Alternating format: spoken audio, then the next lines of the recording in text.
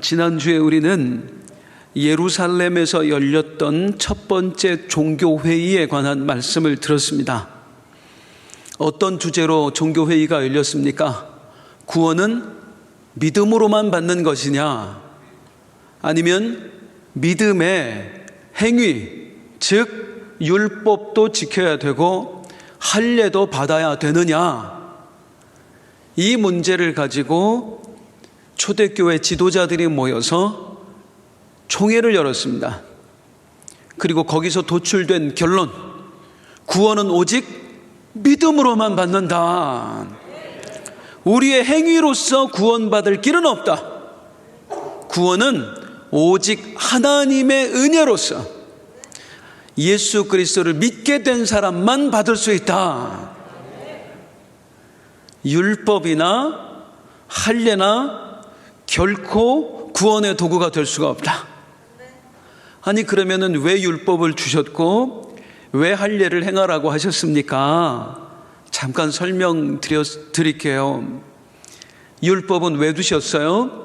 율법은 우리에게 세 가지를 알게 한다고 그랬어요. 첫 번째, 하나님에 대해서 알게 하는 거예요. 두 번째로 우리가 어떻게 살아야 하는지를 알게 하는 거예요. 우리가 어떻게 살아야 하는구나를 알게 되면서 동시에 깨닫게 되는 건 뭘 알게 돼요? 내가 죄인이구나. 그대로 살지 못하는 나를 보면서 나 스스로는 구원에 이를 수 없구나 하는 걸 깨닫게 되면서 결국에는 어떻게 되지요? 주여 나를 구원하여 주옵소서. 내가 이 율법을 지켜서는 구원받을 수 없습니다. 내 행위로는 구원받을 수 없습니다. 주님 나를 구원하여 주옵소서. 그래서 율법은 나로 하여금 죄인이라는 사실을 깨닫게 해서 도저히 나 스스로는 구원받을 수 없구나 하는 사실을 깨닫게 해서 우리를 누구 앞으로 인도해 준다? 예수님 앞으로, 참 구원자 되신 예수님 앞으로 가게 해준다. 이게 율법을 주신 목적이라고요. 그럼 할례는 왜 행하라고 하셨나요?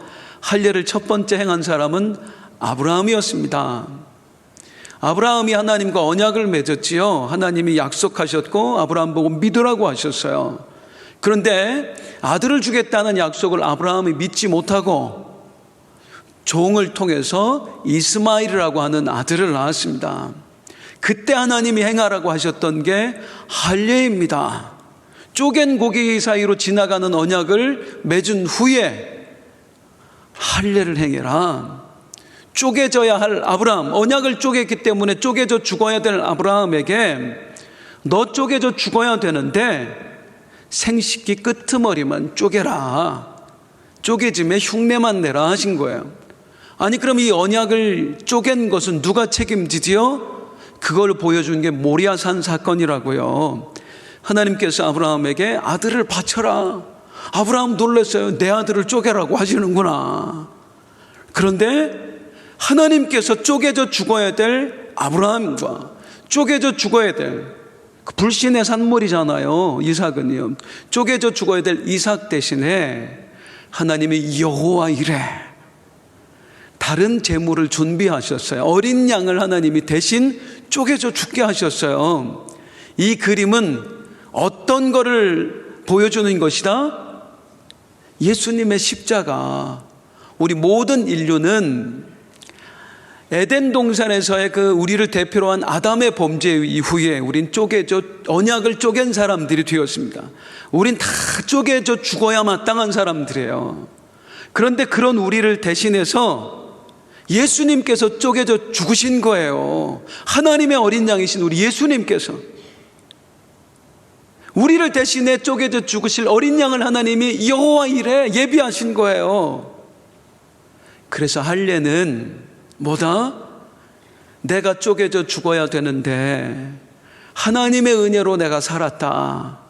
나를 대신해 하나님께서 또 다른 제물을 준비하셨다. 이 의미로 받는 게 할례라고요. 그래서 할례 역시 우리를 누구에게로 인도해 주는 거예요? 예수님에게로. 나 대신 쪼개져 죽으신 예수님에게로. 그러니까 정리하면 율법도 나를 누구에게로 인도해 주고 예수님에게로 인도해주고, 할례도 나를 누구에게로 인도해주고 예수님에게로 인도해주고, 이게 율법이고 할례예요. 그걸 지켜서 구원받아라, 그걸 행해서 구원받아라 하신 게 아니에요. 구원은 오직 예수님을 믿음으로 받습니다. 하나님의 은혜로만 우리는 구원받을 수 있습니다. 자, 이게 예루살렘 총회의 결론이었습니다. 이 결론과 더불어서 예루살렘 총회는 이방인 신자들에게 한 가지 당부를 전합니다. 자, 여러분, 율법을 안 지켜, 율법 의식을 지키지 않아도 되고 할례를 행하지 않아도 됩니다. 그래도 여러분 구원받을 수 있습니다. 예수님을 믿으셨기 때문에. 다만 여러분, 세 가지는 금해 주십시오 하는 편지를 보내요. 뭘 금하라고 했을까요? 20절, 15장 20절입니다. 시작. 다만 우상의 더러운 것과 음행과 목매어 죽인 것과 피를 멀리하라고 편지하는 것이 옳으니 했습니다. 세 가지는 금해 주십시오. 우상의 더러운 것은 먹지 마십시오. 우상에게 바쳐졌던 재물을 먹지 말라, 그 얘기예요. 또 하나는 음행을 행하지 마십시오. 그리고 세 번째 금해야 될 건 뭐예요? 목매어 죽인 것과 피를 멀리하십시오. 이건 뭐냐면, 목매어 죽인 거는, 짐승은 죽이면 다 피를 쏟아서 먹잖아요. 고기를 목매어 죽이면 피가 안 바깥으로 안 쏟아지죠. 몸에 그대로 남아 있잖아요. 그러니까 절대로 고기를 먹을 때 피째 먹지 마십시오라고 한 거예요. 먼저 잠깐 설명을 드리긴, 이거는 거룩을 지키십시오, 그 얘기입니다. 영적인 거룩과 육적인 거룩을 지키십시오, 그 얘기입니다. 설명을 드리면, 먼저 영적인 거룩을 지키기 위해서 뭘 하느냐? 우상에게 바쳐진 재물은 먹지 마십시오. 이제 그 당시에 해당되는 얘기예요. 그 당시에 로마 제국은 우상의 나라였습니다. 제우스 신을 비롯한 로마 그리스 신화에 나오는 모든 신들을 섬겼어요. 그래서 로마 사람들은 모든 음식은 그 신들이 주신다라고 믿었습니다. 특별히 고기를 먹을 때는, 그 당시도 뭐 고기가 귀했을 거 아니에요. 고기는 반드시 거의 대부분 신전에 바쳤다가 그 신전에 바쳐졌던 음식이 유통되었습니다. 그 고기를 먹은 거예요. 좌우지간 이 사람들이 믿었던 건 뭐다? 모든 음식, 모든 고기는 누가 주신다?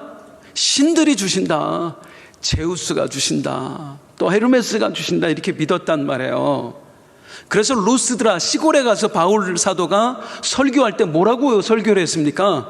여러분들에게 비를 내려주시는 분, 여러분들에게 음식을 주시는 분은 제우스가 아니라 살아계신 하나님 여호와이십니다. 자, 그 믿음으로 우상에게 바쳐졌던 음식을 먹지 말라, 그 얘기입니다. 이방인 신자들에게. 모든 음식은 이방신이 준 게 아닙니다. 제우스가 준 게 아닙니다. 누가 주신 겁니다? 여호와 하나님이 주신 겁니다. 여호와만 하나님이십니다. 이 믿음으로 우상에게 바쳐졌던 음식을 먹지 말라, 그 얘기예요.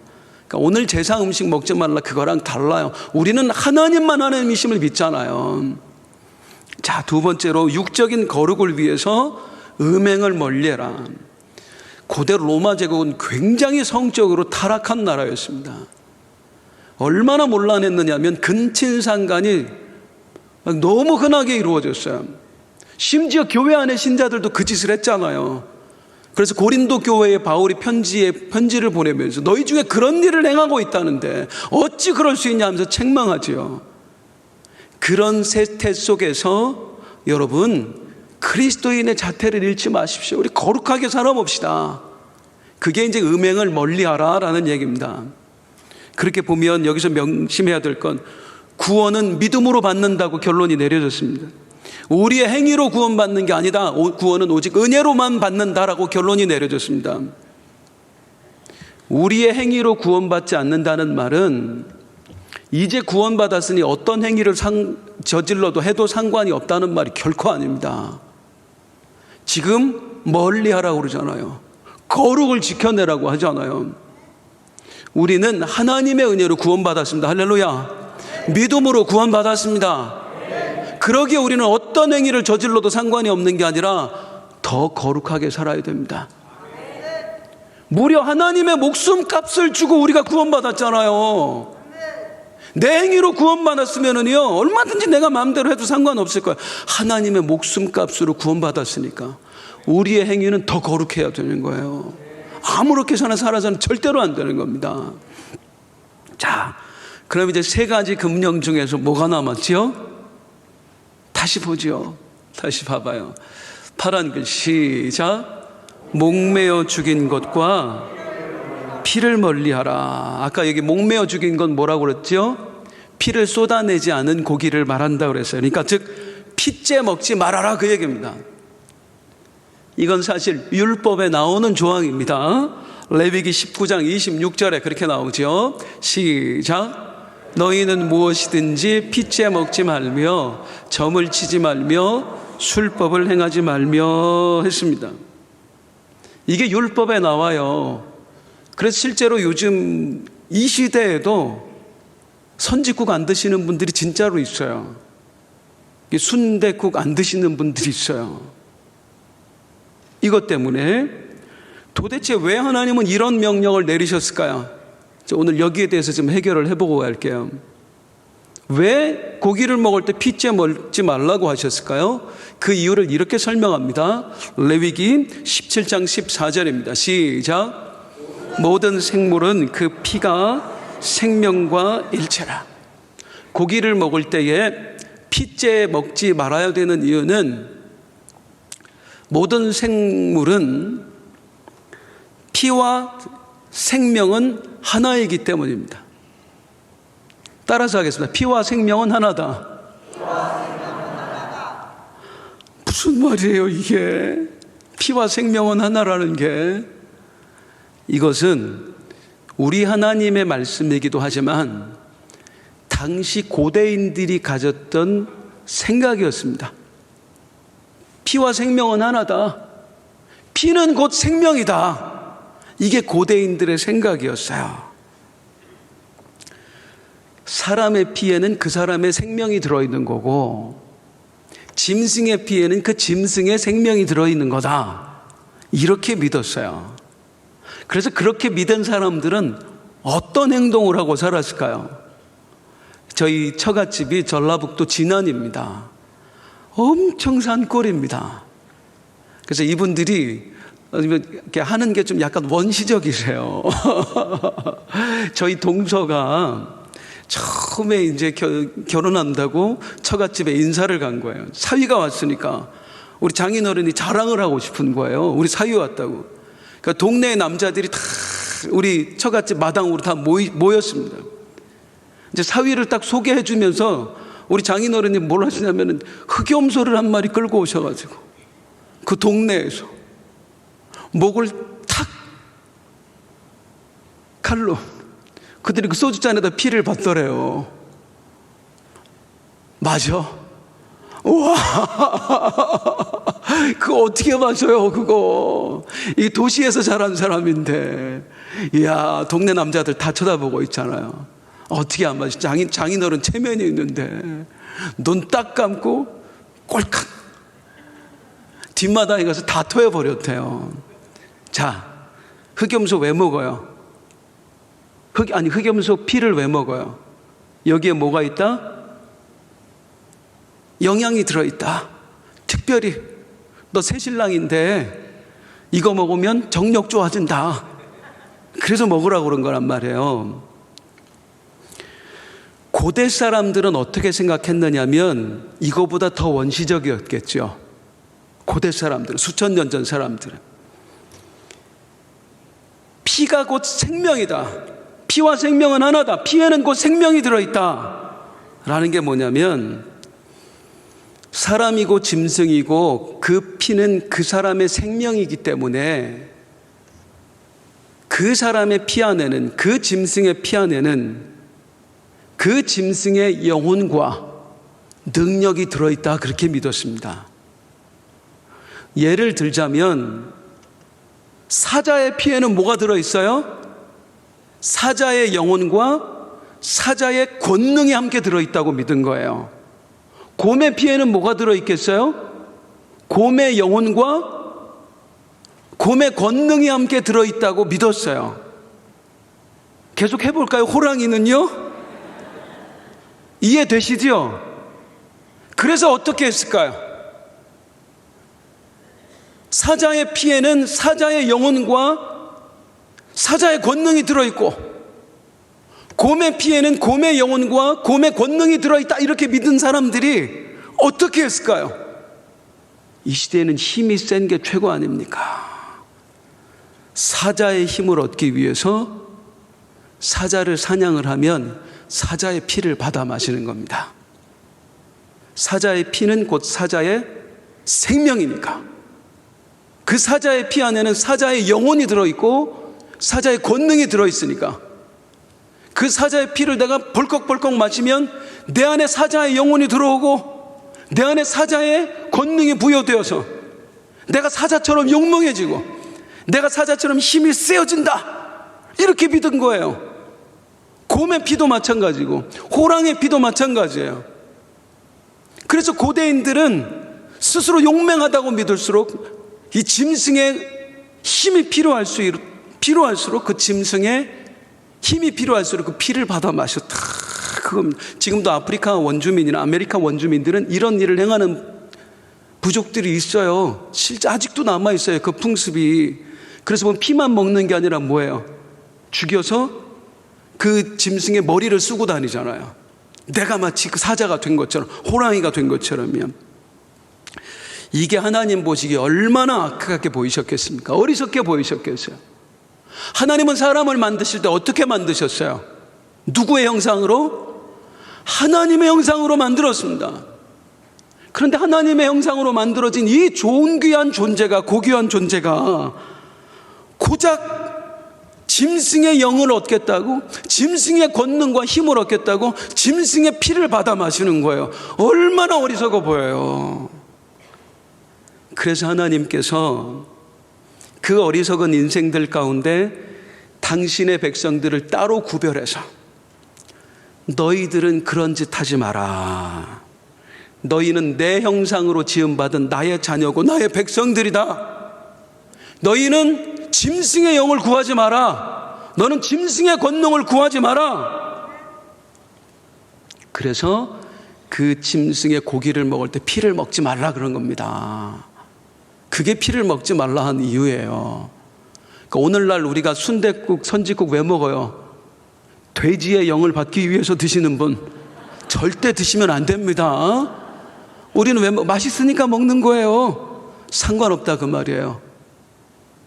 고대에는 그런 의미로 먹는 게 아니었기 때문에 짐승의 영을 부여받기 위해서, 짐승의 권능을 얻기 위해서 짐승의 피를 먹었던 거였기 때문에 먹지 마라 하신 거예요. 피째 먹지 마라.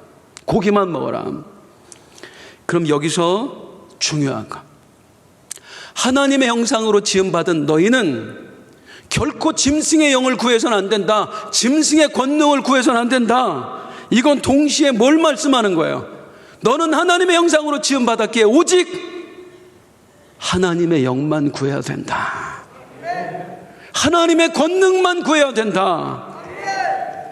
하나님의 영, 그게 성령입니다. 그게 성령입니다. 그러니까 이 초대교회 성령 받았기 때문에 우리에게는 하나님의 영이 있기 때문에 더 이상 짐승의 영을 구하지 마십시다 하면서 짐승의 피를 마시지 마세요, 먹지 마세요라고 한 겁니다.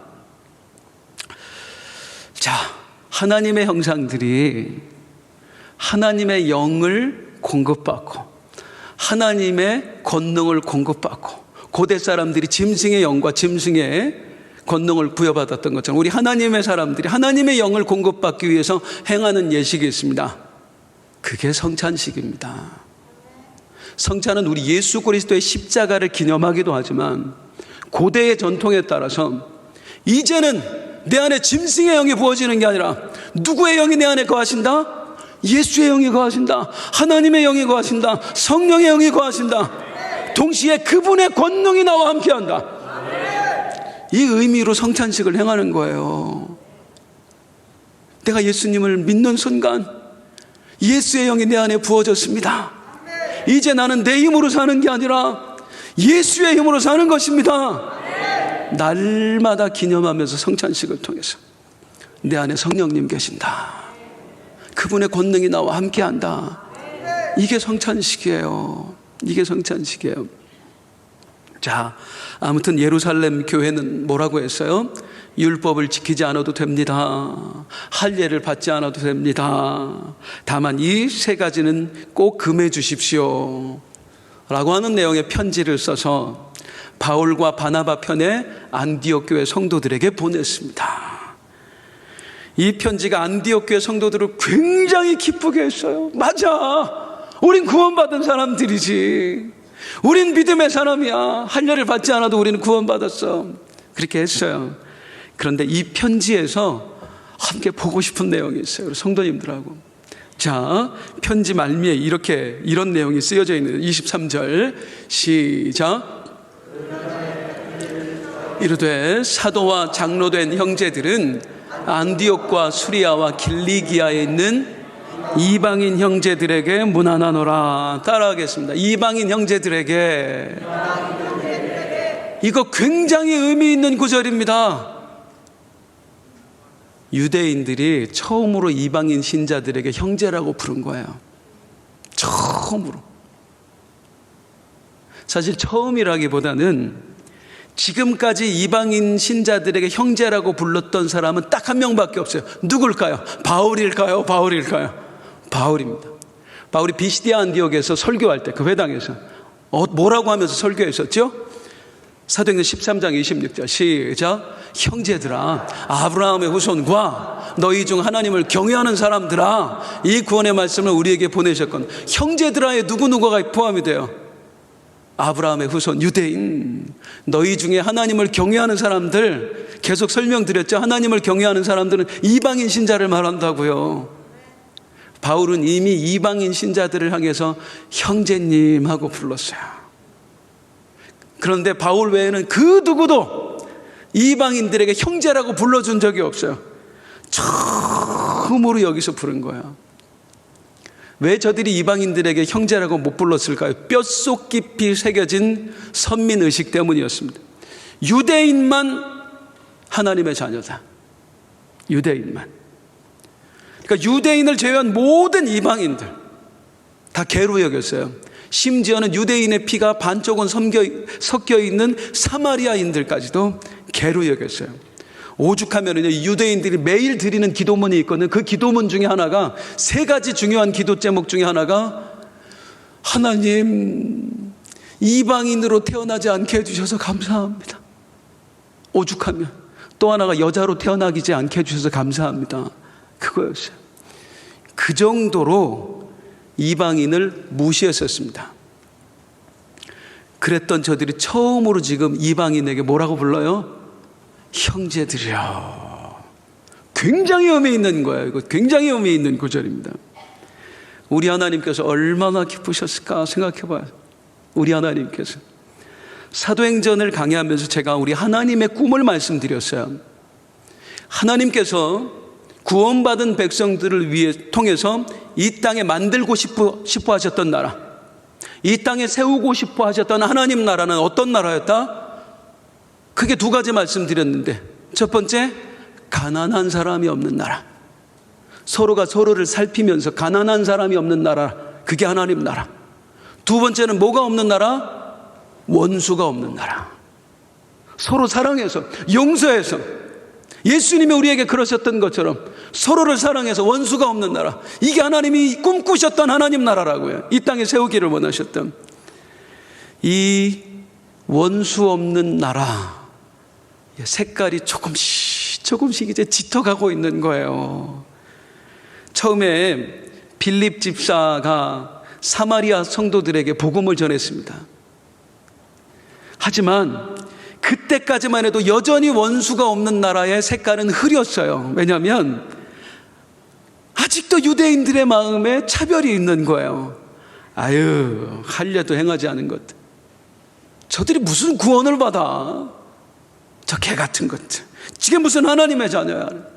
그 벽이 지금 완전히 허물어진 겁니다. 형제들아, 얼마나 하나님이 기쁘셨을까요? 축복합니다. 우리도 이 하나님의 기쁨이 되어야 할 줄로 믿습니다. 우리 원수 품어줘야 돼요.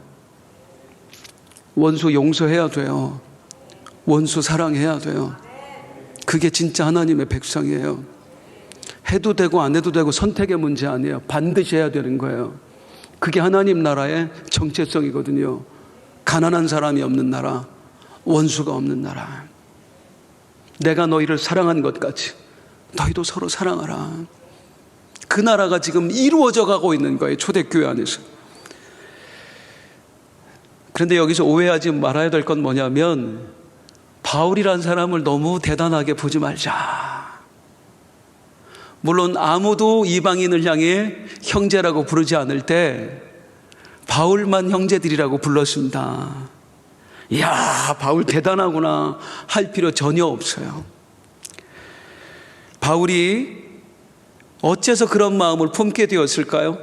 아무도 이방인을 향해 형제라고 불러주지 않았을 때 바울은 어떻게 해서 그들을 형제라고 불러줄 수 있었을까요? 바울이 그 은혜를 입었기 때문입니다. 바울이 어떻게 예수님 믿게 되었지요? 다메섹 도상에서 예수님 만나서, 그때 바울 뭐하러 가던 중이었어요? 예수 믿는 사람들 다 잡아 죽이러 가던 중이었어요. 기독교인들에게 바울은 원수 같은 놈이었습니다. 원수 같은 놈. 유대인들에게 이방인들이 개 같은 놈들이고 짐승 같은 놈들이었다면, 기독교인들에게 바울은 뱀 같은 놈이었어요. 원수 같은 놈, 우리 잡아 죽이는 놈. 그런데 그 바울에게 어떤 일이 일어났어요? 다메섹 도상에서 예수님을 만났을 때 눈이 멀어버리잖아요. 아무것도 못하고 꼼짝 못하고 방에 있을 때 하나님께서 아나니아라는 사람을 바울에게 보내세요. 이 아나니아가 조금 전까지도 바울이 자기 죽이러 왔던 걸 알고 있거든요. 정말 많은 사람들이 바울 때문에 죽었고 잡혀갔거든요. 그런데 이 아나니아가 바울 보자마자 했던 얘기가 있습니다. 사도행전 9장 17절이에요. 시작. 아나니아가 떠나 그 집에 들어가서 그에게 안수하여 이르되 형제 사울아. 따라서 할게요. 형제 사울아. 사울 형제님. 세상에 자기들 죽이러 온 사람한테 형제님. 바울이 어떻게 이방인들을 차별 없이 대할 수 있었나? 자기가 먼저 그 은혜를 입었기 때문입니다. 내가 먼저. 유대인들에게 이방인 비교가 안 되는 게 기독교인들에게 바울이에요. 죽이러 다닌 사람이잖아요. 사랑하는 성도님들, 오늘의 내가 어떻게 있을 수 있었나요? 아무 사람의 도움도 받지 않고 내가 스스로 성장해서 오늘의 나를 만들어냈나요? 절대로 아닙니다. 오늘의 내가 있기까지 누군가가 희생했어요. 누군가가 헌신했어요. 그때 그 장로님이, 그때 그 권사님이, 그때 그 집사님이, 그때 그 목사님이 나를 위해 수고해줬고 헌신해줬고 기도해줘서 오늘의 내가 있는 거예요. 우린 빚진 사람들이에요. 모두가. 우리 교회 처음 왔을 때 누군가는 나를 잡아줬잖아. 삐죽삐죽하고 사람들 사귀지도 못하고 왔을 때 우리 안수 집사님들 똑같지 않아요? 나한테 전화해주고 밥 사주고 정착할 수 있도록 해주고, 예수님 초신자 때 아무것도 몰랐던 나에게 예수님 알려주고 기도하는 거 가르쳐주고, 자기도 힘든데 누군가의 희생이 있었기 때문에 오늘의 내가 있는 겁니다. 우린 다 빚진 사람이에요. 예수님께만 빚진 사람이 아니라 우린 주변 사람 모두에게 빚지고 사는 사람들이에요. 그리스도인들은 이 빚을 갚아 나가야 됩니다. 누군가 나를 섬겨줬던 것처럼 나도 누군가를 섬겨줘야 돼요. 이방인들, 형제들이요. 아나니아가 먼저 형제라고 불렀기 때문에 나도 형제들이야. 그런데 여기서 이제 이 감격적인 순간에 정말 안타까운 사건 하나가 생깁니다. 바울이 너무 좋은 거예요. 믿음으로만 구원받는다. 이방인 막 성도들이 기뻐하는 걸 보니까 바울이 너무 신나. 그래서 바나바에게 한 가지 제안을 합니다. 뭐라고 제안을 해요? 사도행전 15장 35절입니다. 시작. 며칠 후에 바울이 바나바더러 말하되 우리가 주의 말씀을 전한 각 성으로 다시 가서 형제들이 어떠한가? 이게 2차 선교여행 계획 세우는 겁니다. 바나바 목사님, 우리 2차 선교여행 갑시다. 선교여행의 목적은 무엇입니까? 우리가 가서 복음 전해서 예수님 믿게 된 사람들, 그 사람들 돌아봅시다. 돌아보면서 뭐 합시다? 나중에 보면 이 편지 갖고 가서 그 사람들한테 읽어줘요.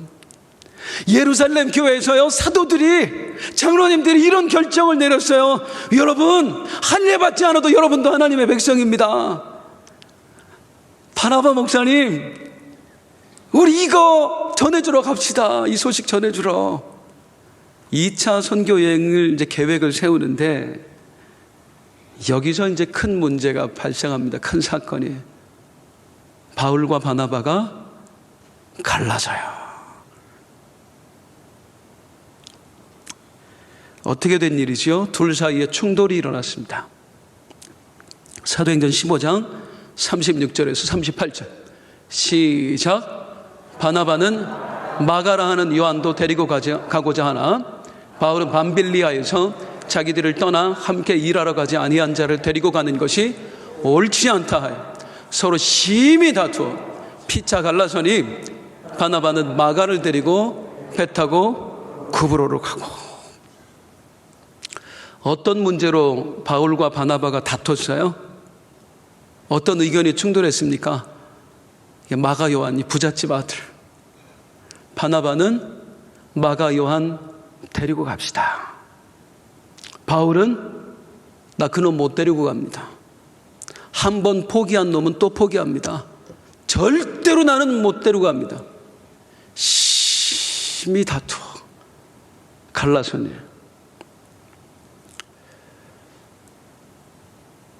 성도님들, 바울 있잖아요. 다른 사람은 몰라도 바울이 바나바한테는 이러면 안 됩니다. 바나바한테는. 좀 전에 아나니아가 바울에게 형제님 하고 불러줬다고 그랬어요. 은혜를 입었다고 그랬는데요. 바나바가 바울에게 줬던 은혜는 아나니아하고는 비교가 안 돼요. 바울이 처음 이제 다메섹 도상에서 회심했어요. 그리고 기독교인의 모임에 가는데 아무도 안 받아주는 거야. 저 스파이다. 지금 우리 잡으러 온 거다. 지금 속이고 있는 거다. 아무도 안 받아, 왕따 당했습니다. 그때 사도행전 9장 26절 27절 시작. 사울이 예루살렘에 가서 제자들을 사귀고자 하나 다 두려워하여 그가 제자됨을 믿지 아니하니 바나바가 데리고 사도들에게 가서 그가 길에서 어떻게 주를 보았는지와 주께서 그에게 말씀하신 일과 다메섹에서 그가 어떻게 예수의 이름으로 담대히 말하였는지를 전하니라. 완전 왕따 당해서 혼자 있는데 바나바가 데리고 와서 베드로 사도님, 요한 사도님, 야고보 장로님, 진짜 회심한 거 맞습니다. 주님 만났습니다. 일일이 변호해주고 다녔던 사람이 바나바예요. 이 바울이 나중에 하나님 사역 좀 해보고 싶다고 하는데 아무도 안 불러줘요. 고향 다소에 가서 10년을 넘게 그냥 처박혀 지냅니다. 그때 사도행전 11장 25절 26절 시작. 바나바가 사울을 찾으러 다소에 가서 만남에 안데옥에 데리고 와서 둘이 교회 1년간 모여 큰 무리를 가르쳐. 바울 선생, 내가 이번에 청빙받아서 안디옥 교회라는 곳에 가는데 나랑 같이 갑시다. 바나바가 바울의 사역의 길을 열어줬어요. 다른 사람은 몰라도요, 바울은 바나바한테는 이러면 안 돼요. 바나바하고 다투면 안 돼요. 그런데 다퉈요. 어쩌면 바나바 입장에서 이런 생각 안 들었을까 싶었습니다. 저는 머리가 없는 짐승은 거두는 게 아니다. 바울의 머리가 노란색이었을까? 참, 여기서 또 한 번 깨닫게 되는 게 뭐지요? 사람은 불완전한 존재다. 불완전한 존재다. 바울 자기 신념이 뭐라고요? 자기 은인한테 이렇게까지 합니까? 바나바가 품어줘서 오늘 내가 있는 거예요. 그러면 나도 마가 요한 정도 얼마든지 품어줄 수 있잖아요. 마가 요한이 아무리 실패하고 아무리 포기했어도요, 지금 마가 요한이 옛날 나보다 나아. 그 악독했던 나보다 나아요. 그런데 그 악독한 나는 바나바가 품어줬어.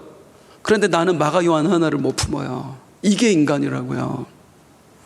이런 외골수가 어디 있고, 지가 잘났으면 얼마나 잘났고, 정말 한심하지 않습니까? 아무것도 아닙니다, 그 말이에요. 이게 바울의 실체이고요. 물론 대단한 건 맞습니다만 바울도 별 볼 일 없다고 하나님 보시기에는요. 이게 우리의 실체예요. 우리끼리나 뭐 의인이고 우리끼리나 대단하다고 할 뿐이지 하나님 보시기엔 한없이 악하고 한없이 약한 존재들, 자기한테 큰 은혜를 베풀었던 사람한테도 조차 나랑 의견이 안 맞는다고 싸우는 존재, 나는 한없이 누구한테 큰 은혜를 받아서 그로 인해서 사역을 하게 되시면서 나는 누구를 용납하지 못하는 존재, 이게 우리예요. 이게. 그래서 사도행전은 몇 번을 말씀드리잖아요. 사도들의 행전이 아니라 성령의 행전이라고요. 바울이고 베드로고 다 부족합니다. 그들이 대단해서, 그들이 위대해서 이 사역을 한 게 아니고 그들 뒤에 계신 성령님이 대단하신 것입니다. 자기 감정 하나를 못 다스려요. 그렇게 영혼 사랑한다고 하는 사람이 내 감정 하나를 못 다스리고 실수한 사람 하나를 용납을 못해요. 선별적으로 사랑하는 거야. 내가 전도한 사람은 사랑하는데 나랑 함께 사역해서 실수한 사람은 사랑 못해. 이게 사랑이에요? 이건 진짜 하나님 사랑 아니에요. 그런데 하나님이 이것도 용납을 해주셔요. 그리고 이런 사람을 써주세요. 우리가 대단해서 하나님이 써주시는 게 아니라 우리는 부족한데 그 부족한 우리를 하나님이 써주시는 거예요. 용납해 주시는 겁니다. 성경이 참 절묘한 게 이 바나바와 결별 이야기가 어느 부분에 들어가 있는가? 어느 부분에 들어가 있죠? 예루살렘 총회 이야기 끝나고 바나바와 바울의 결별 이야기가 들어갑니다. 예루살렘 총회에서 어떤 결론이 나왔죠? 구원은 우리의 행위로 받는 게 아니다. 구원은 하나님의 은혜로 받는다. 그거 끝난 다음에 바울하고 바나바하고 깨지는 거예요. 싸우는 거예요. 뭘 또 말하겠습니까? 사역도 은혜로 하는 거다. 구원만 하나님의 은혜로 하는 게 아니라 사역도 하나님의 은혜로 하는 거다. 하나님의 은혜가 아니면 바울도 없고, 하나님의 은혜가 아니면 바나바도 없고, 하나님의 은혜가 아니면 베드로도 없고, 하나님의 은혜가 아니면 유호승도 없다. 오늘 이 말씀 그거 우리에게 보여주는 것입니다. 네가 그렇게 할 수 있는 것 하나님 은혜다. 저는 날마다 느껴요. 정말로 하나님의 은혜라 하는 건 날마다 느껴요.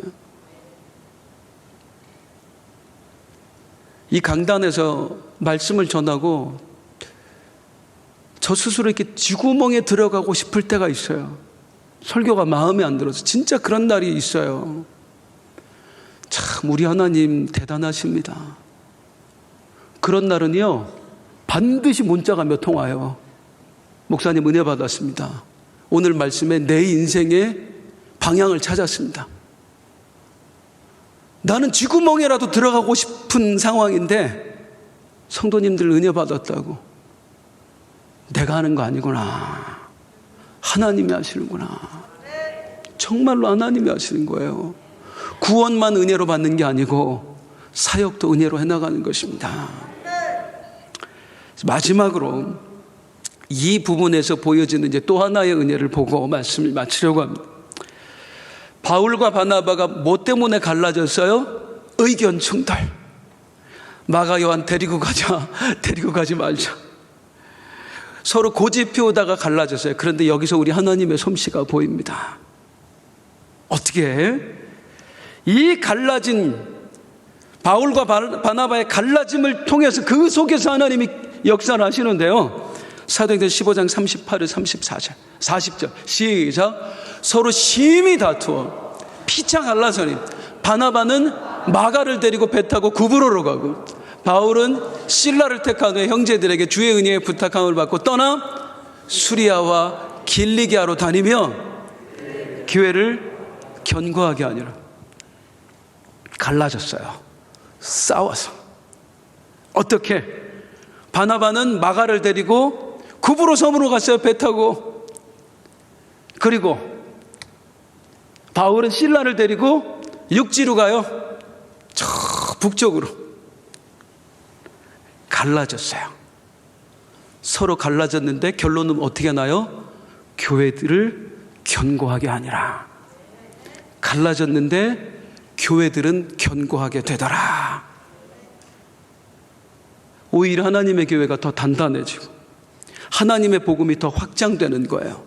갈라졌는데, 싸웠는데 나중에 보면은요, 이 갈라져서 나오는 역사가, 이 헤어짐을 통해서 나오는 역사가 처음으로 복음이 아시아 대륙에서 유럽 대륙으로 건너갑니다. 그게 이제 다음 주 이야기예요.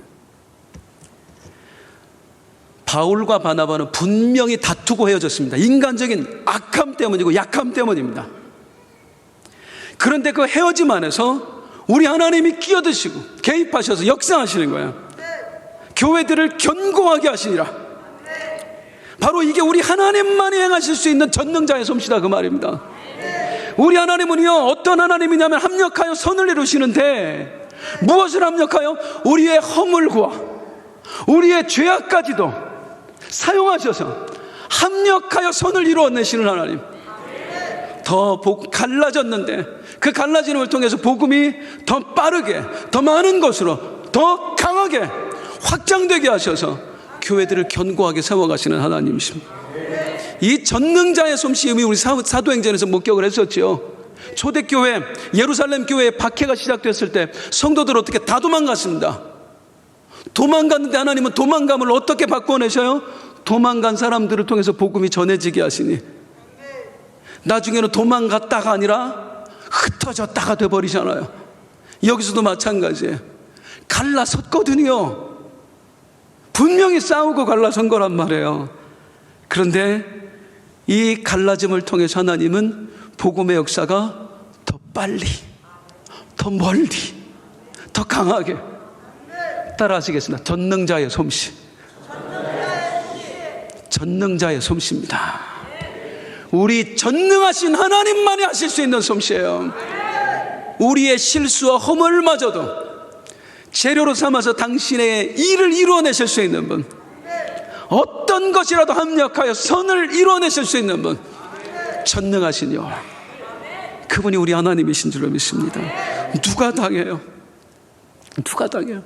이 전능자의 솜씨로 갈라진 사람들을 통해서 복음이 갑바도기아에, 복음이 저 유럽 대륙에, 필리포에, 고린도에 엄청나세요. 우리 하나님은요. 이 전능자의 솜씨를 사랑하는 성도님들, 이제 우리가 경험할 차례입니다. 우린 불완전한 존재입니다. 바울같이 대단한 사람도 파헤쳐 보니까 이렇게 불완전한 인간이 없잖아요.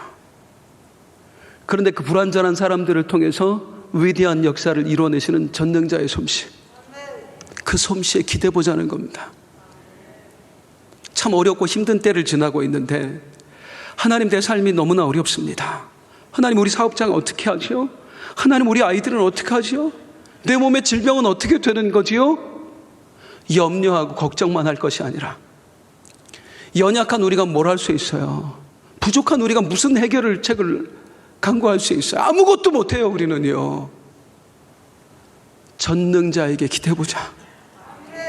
합력하여 선을 이루시는, 실수마저도 선으로 만들어내시는 그 전능자의 솜씨에 내 가정을 맡겨보고, 우리의 사업장도 맡겨보고, 내 몸도 맡겨보고 우리 자녀들도 맡겨보고 내 미래도 맡겨보고 완전하게 하실 줄로 믿습니다. 이 위대한 역사가 우리 삶에도 경험될 줄로 믿습니다. 할렐루야. 옆에 분에게 축복합니다. 전능자의 솜씨가 당신과 함께합니다.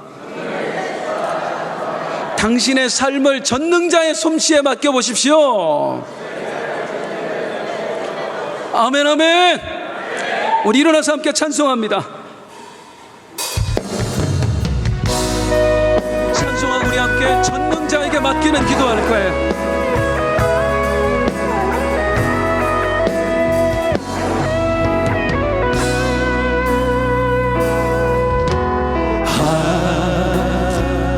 하나님은 우리의 피난처가 되시며 환난 중에 우리의 힘과 도움이시. 다시 한번 하나님은 우리의 하나님은 우리의 피난처가 되시며 환난 중에 우리의 힘과 도움이시라. 너희는 가만히 있어 주가 하나님 되말지어다. 열방과 세계 가운데 주가 높임을 받으리라. 하나님은 우리의 하나님은 우리의 피난처가 돼. 완전하신 하나님이 불완전한 우리들의 피난처이십니다. 유일한 힘이고 도움이십니다. 하나님은 우리의 하나님은 우리의 믿으세요. 고백하세요. 난처가 되시며 환난 중에 우리의 힘과 도움이시라. 너희는 가만히 있어 주가 하나님 되말지어다. 열방과 세계 가운데 주가 높임을 받으리라. 사랑합니다. 사랑합니다. 내 아버지.